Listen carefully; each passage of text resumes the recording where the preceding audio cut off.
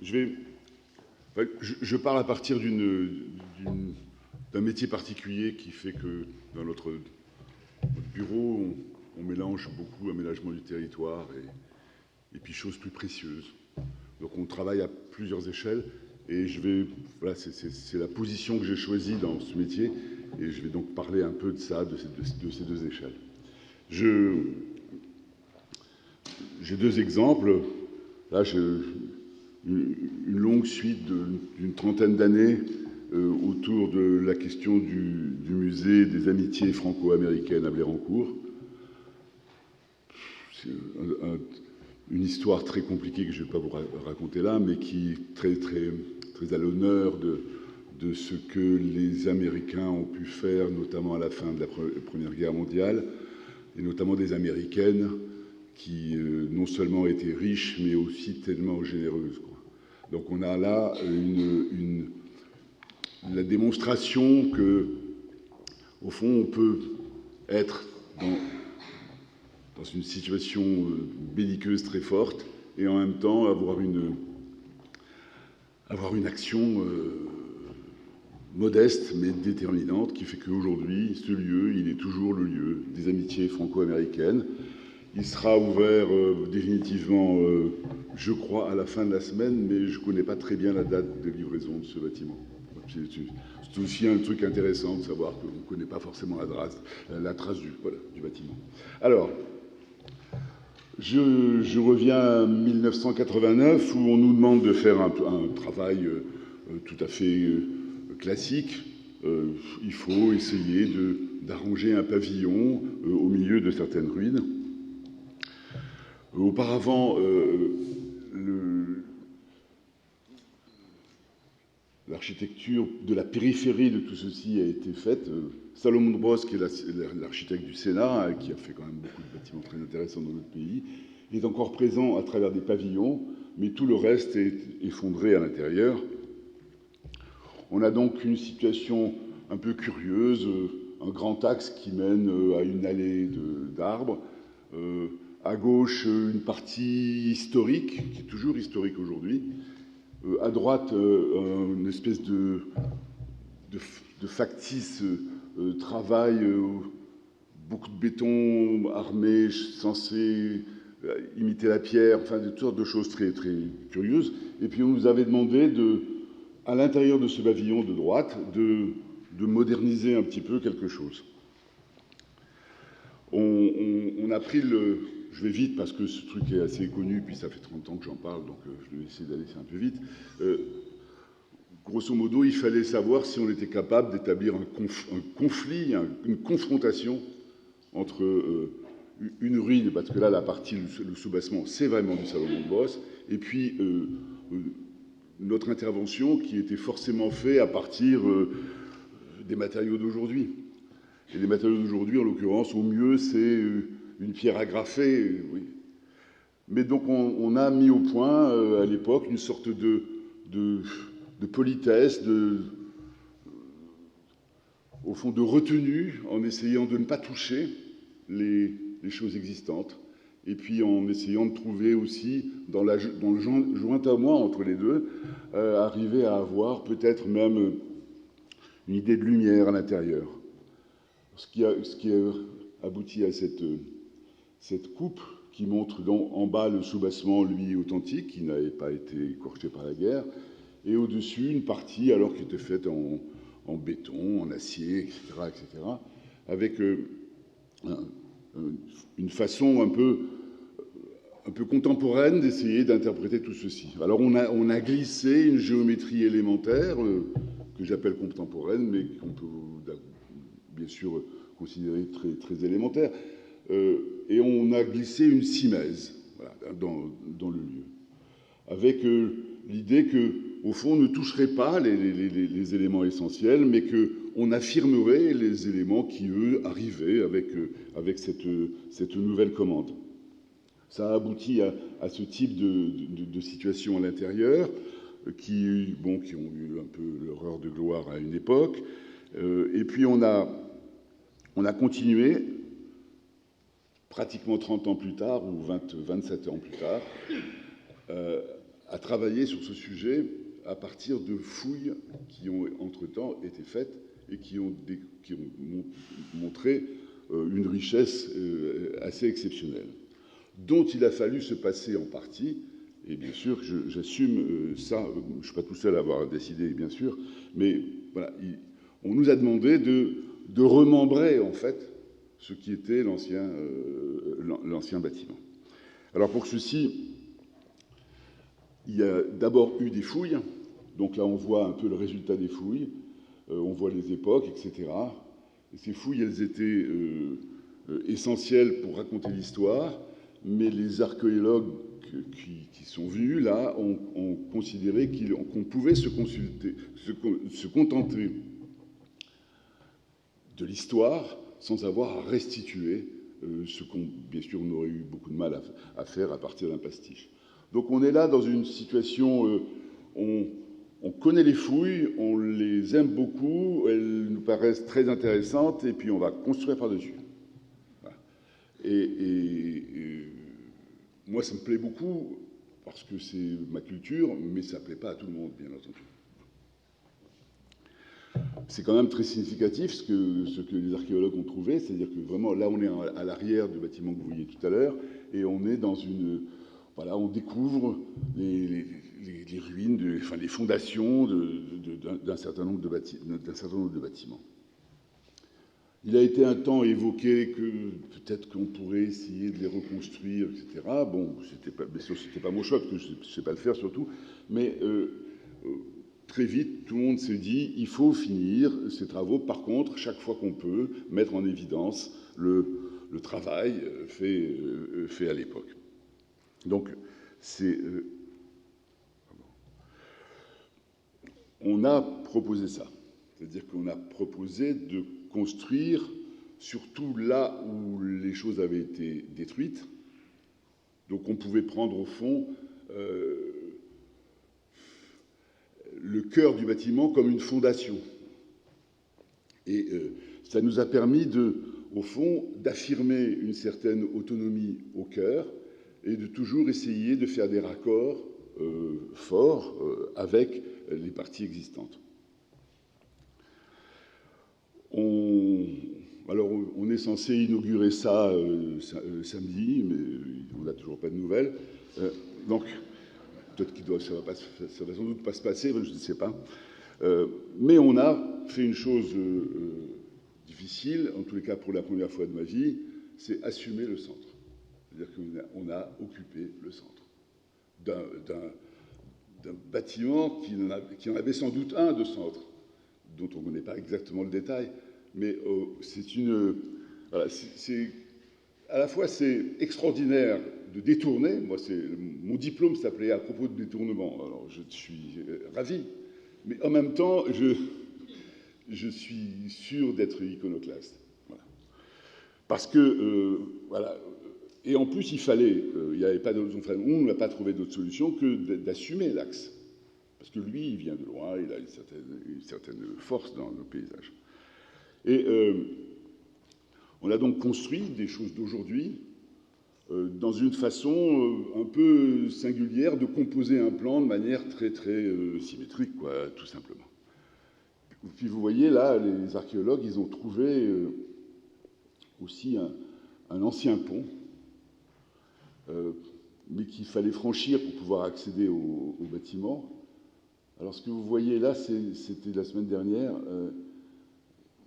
Il y a un conflit entre le chêne qui coule et puis sur des pierres qui devraient être neuves. Enfin, je ne sais même pas vous raconter l'histoire. Bref, en tous les cas, tout ça va partir pour garder uniquement, bien sûr, à la fois le pont qui permet d'y aller de façon sécure à l'entrée du musée, et puis en dessous de pouvoir voir ce magnifique pont ancien. À l'intérieur, on n'a pas d'autre solution, d'après nous en tous les cas, que d'assumer complètement la symétrie, même si beaucoup de choses seront asymétriques. Et on organise tout ceci selon une géométrie euclidienne très, très simple, mais au fond qui se ferait un passage au milieu de l'héritage. Donc on voit là de certaines situations particulières. Il y a une grande différence de niveau, donc on prend un grand escalier, on essaye de faire que tout ceci soit écrit de la manière la plus sobre possible. On descend vers un lieu où on a cru découvrir des ruines anciennes, mais on n'est pas sûr. Certains pensent qu'il y a des choses qui ont été, au fond, fabriquées après. Enfin, c'est toute une histoire absolument incompréhensible, qui fait que j'ai vu dans ma vie pour la première fois, un architecte du patrimoine s'occuper de détruire le patrimoine. Voilà. Enfin. Voilà. Donc, cette situation nous amène quand même, malgré tout, au fait qu'on expose quand même dans tout ceci les amitiés franco-américaines. Il ne faut pas oublier ça, quoi. Parce que, je reviens à mes deux héroïnes du début, elles étaient vraiment extraordinaires et riches.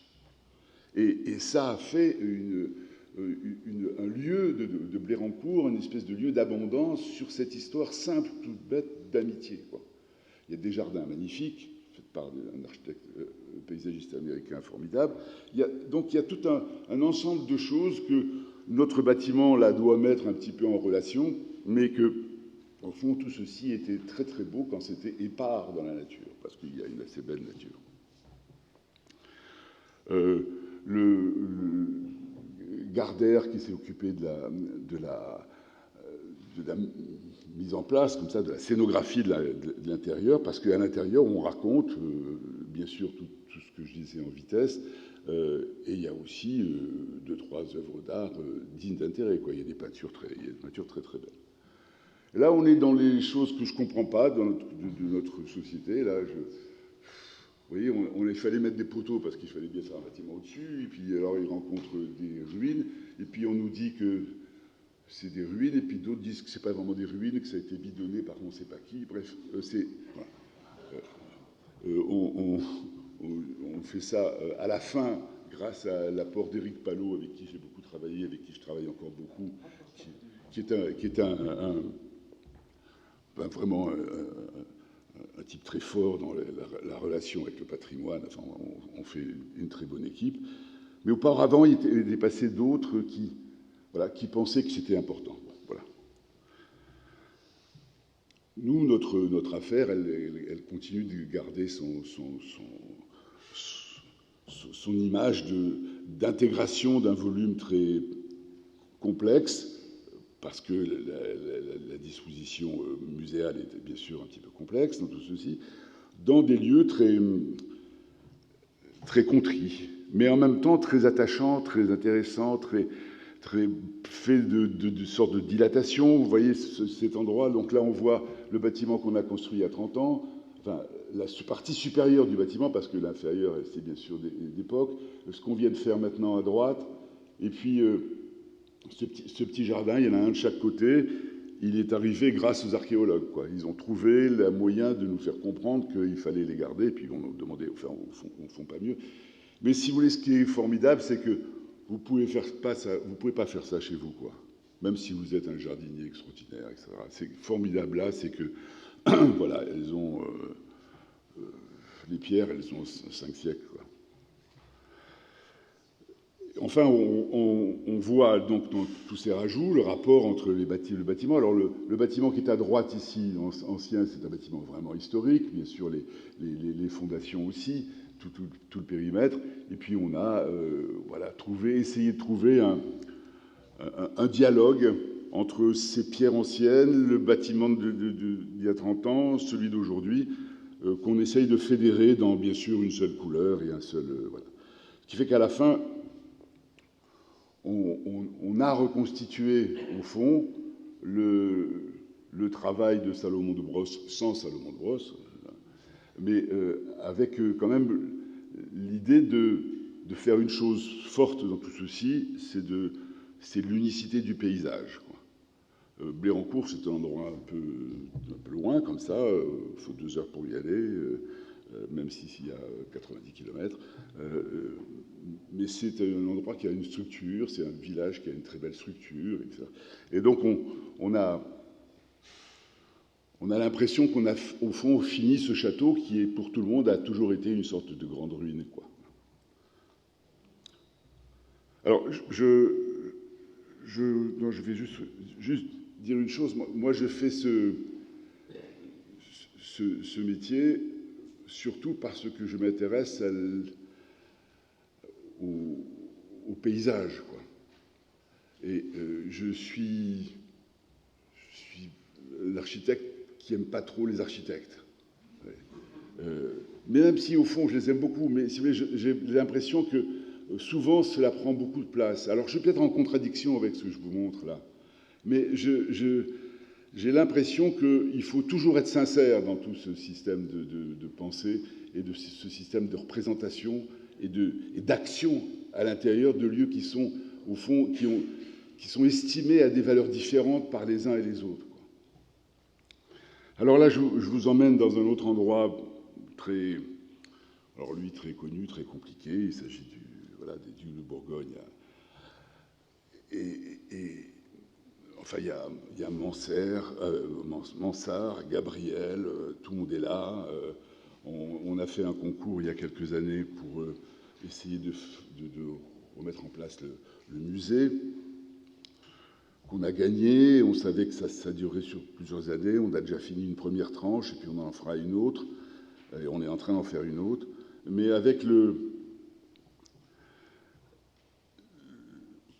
sentiment qu'on est là vraiment dans du patrimoine exceptionnel de notre pays, quoi, où tout est absolument magnifique, même les sous-sols en ruine, enfin tout ça.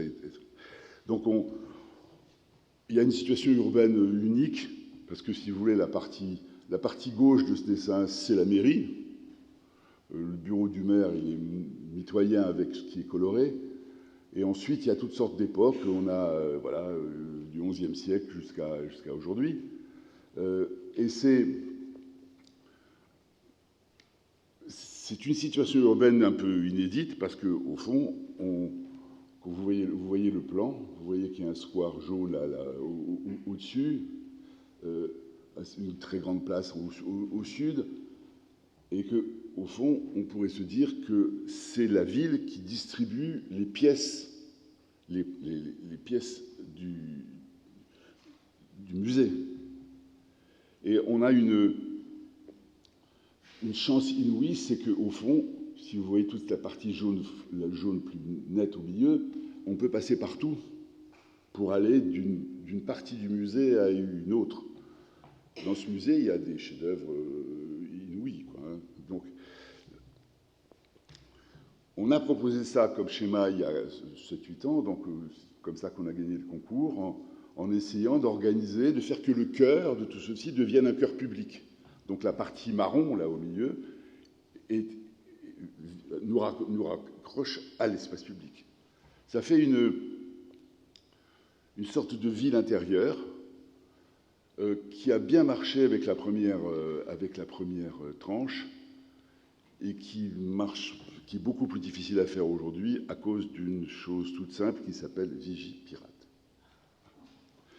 Et il ne faut pas se moquer parce que d'abord, il y a beaucoup de gens qui travaillent sur ce sujet et c'est très castrateur, quoi. C'est-à-dire que vous ne faites plus confiance à personne. Quand vous allez dans un musée, c'est plutôt pour avoir confiance dans le monde, quoi. Là, on ne fait plus confiance à personne parce qu'on nous explique, et puis on est bien obligé, qu'à chaque coin, il y a un dangereux terroriste, quoi. Mais il se trouve qu'il peut arriver, il se trouve que, voilà, on l'a vu au Louvre il n'y a pas longtemps. Enfin, donc c'est devenu une espèce d'anti-urbanité que de vouloir essayer de travailler à partir de ce genre de situation. Néanmoins, on s'accroche. Aujourd'hui, on est à 1 an et demi, 2 ans de la fin du chantier définitif. Je ne sais pas encore par où on rentre.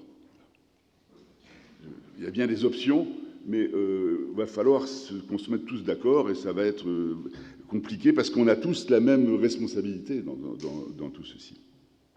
En tous les cas, voilà donc un musée par partie réuni par une cour publique. Là, donc, des éléments clés. Bon, un morceau du 19e qu'on a pu transformer, là, c'était il y a quelques années. On a ici fédéré à travers, donc vous avez ici, il y a du 21e siècle à gauche, un peu du 11e siècle en face, et puis du 14-15e au milieu. Et puis il y a un super resto qui s'est installé là, qui fait que une vraie attraction. En ce moment même, pendant le chantier, il continue de fonctionner. C'est devenu un lieu intéressant. Souvent, les bistrots aident les architectes. Et on voit vraiment que voilà, cette idée autour d'un cœur de vouloir fédérer l'ensemble des parties est une idée qui peut marcher aussi vis-à-vis de la question du patrimoine, où la confrontation entre les époques se fait assez naturellement. Donc là, on voit lors de la première partie voilà, les rencontres entre les différents matériaux, les différents styles, bien sûr des évocations. Alors là, on voit par exemple une chose intéressante, c'est que dans cette coupe, on voit, pour tout ce qui est à gauche, bon, des salles de musée habituelles. Et puis on voit le bâtiment neuf que je vous montrais tout à l'heure, sur la droite, qui lui permet de mettre des ascenseurs aux normes, etc., qui lui assume au fond la cohérence contemporaine de tout ceci. On a dû, alors ça c'est dommage, moi je trouve, mais enfin on a dû, ça c'est le tombeau des ducs, c'est l'emblème bien sûr du musée. Je trouvais bien avant, il y avait un peu de fouillis, maintenant il est devenu très, ben, tout le monde est très content, donc voilà, on a participé. Mais c'était, quand je l'ai vu, moi je l'ai vu comme un peu un bric-à-brac de l'histoire, quoi, je trouvais ça plutôt intéressant, mais enfin bon, c'est pas ma responsabilité. Il y a ce passage qu'on a fait, alors là je mentionne beaucoup, bien sûr le travail fait avec Éric Palot. Voilà, on sait pas très, on arrive à travailler avec Éric Palot sans savoir, en tous les cas, à Dijon, ce qu'on a fait l'un ou l'autre, quoi, peu importe, l'une équipe ou l'autre équipe. On essaye de fusionner tout ceci et ça marche plutôt très bien. Là, ici, voilà, il y a une part. On a dû choisir la couleur de la peinture des murs, voyez-nous. Et puis Éric s'est occupé du reste. Mais tout ceci dans une ambiance, j'insiste là-dessus, quoi, au fond, il n'y a pas d'antagonisme dans ce métier si on le fait avec du cœur, quoi. Par contre, il y a des éléments qui sont des éléments contemporains dans les combles, notamment comme on peut le voir ici. Après, des mises en place en fonction des œuvres qui sont bien sûr très intéressantes. Tout ça, c'est la première partie. Alors, on reconnaît les situations muséales liées aux bâtiments anciens. Et puis, là, je vais mentionner une chose, c'est donc on passe devant, je ne sais pas quel est le nom exactement de la commission, mais la commission supérieure des monuments historiques, quelque chose comme ça, je fais court, et on propose un certain nombre de choses. Et il se trouve que dans ce bâtiment, à l'angle, là, il y a eu, dans les années 50, fin de la guerre d'Algérie, un architecte, Miquel, qui est un super architecte, qui a fait des choses extraordinaires en Algérie, qui s'est retrouvé en France et on lui a donné du travail. Et il a fait un musée magnifique à Besançon et il a fait une catastrophe ici. C'est-à-dire qu'une catastrophe, c'était très intéressant, mais il n'y avait plus un seul handicapé qui pouvait passer par là, tellement c'était fait de petites anecdotes pittoresques, issues du MZAB sans doute. Et il a fallu détruire le travail de Miquel, ce qui était pour le pied noir que je suis un déchirement. Mais voilà, c'était Alors ensuite, une fois qu'on avait décidé de faire ça, il a fallu affronter les commissions. Là, on est quand même dans une partie du 19e siècle, mais il y a la vigilance est au moins aussi grande, c'est normal. Et on a, au fond, collectivement, avec les 50 personnes qui étaient dans cette commission, on a admis qu'on pouvait éventuellement transformer la toiture pour avoir dans cette toiture l'essentiel des éléments nécessaires à la muséographie moderne, quoi. Voilà. Et donc ce que vous voyez là, c'est un travail sur le toit. Ça c'est vu de l'autre côté, c'est-à-dire que il fallait que ça se voit pas trop, mais il fallait en même temps, moi je voulais que ça soit fait avec les moyens modernes, que ce soit contemporain.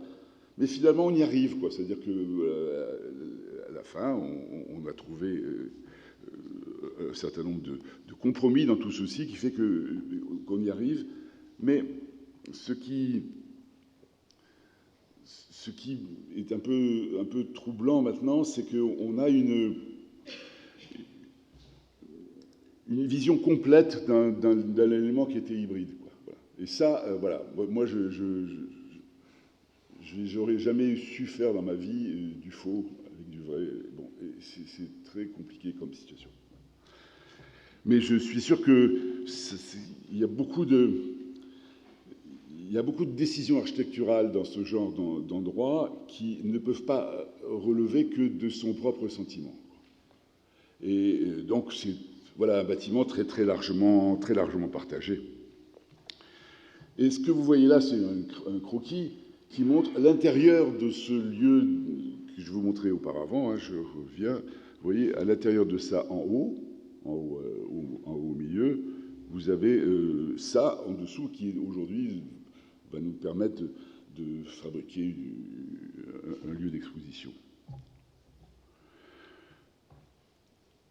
Alors après, il y a quelque chose d'aussi assez intéressant, c'est que finalement, si je... Mais attendez, je ne sais pas où j'en suis, non.